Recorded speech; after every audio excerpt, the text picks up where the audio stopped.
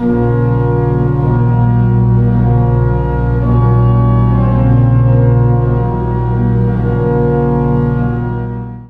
everyone, I'm Carrie with Scary Halloween. Today we're going to go over some tips and tricks for the flying ghost. I made some adjustments to my project from last year and I wanted to share them with you so your project can go more smoothly. I'm also going to share how I made the actual flying ghost.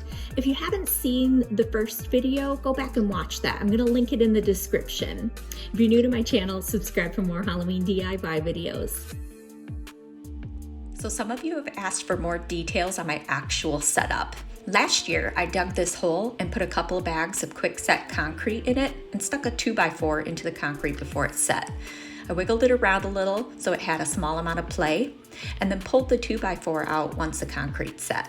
So now, year after year, I can just put the stands in and we're ready to rock. So for my stands, I just used 2x4s and spray painted them black.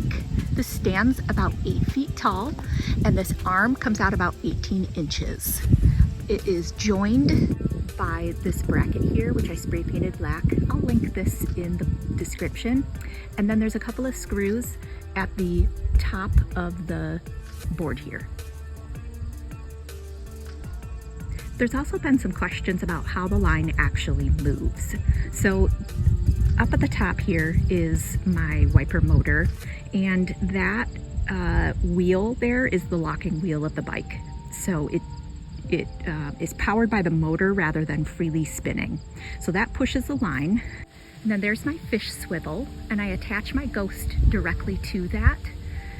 And the motor powers the line and pushes it automatically. Down at the end here is my return wheel with the free spinning bike wheel.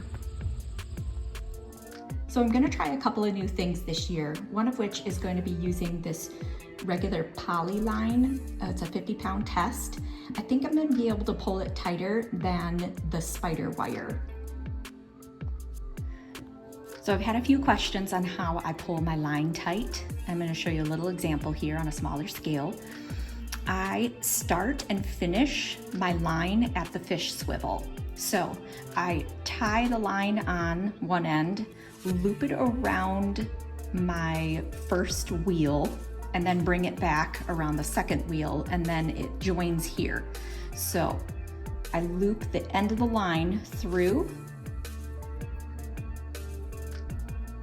like this, and then I can take a pair of pliers and really pull it tight, and then I try and knot it as best I can. Getting the line as tight as possible is really important for the success of the flying ghost. So I wanted to go over how I made my flying ghost. A lot of people have been asking about it. I did make one major change this year, and I swapped out the heads for a styrofoam head. I know that the other one was much cooler with this corpse skull, but I needed this to be lighter weight because I have such a large span of distance between my wheels and it was just dragging it down. So swapped it out. I cut the neck off of the foam head to get it even lighter weight, and just darkened in the eyes and put some creepy cloth over the face just to make it a little bit more masked. Added some hair, you know, I love to add the hair for detail. Threw on some tulle over this for like a veil. And then I used 2 wire hangers for the body, actually 2.5. So I started with 1 full hanger here, just took it apart and stretched it out, and then kind of curved it at the elbow here. Did the same for the other side, okay? And then I joined them up at the top of the neck, you can see, and twisted them together, okay? Then I took a 3rd piece of wire hanger and ran it from shoulder to shoulder. That way it would keep the arms from like collapsing in. It just gives it more structure.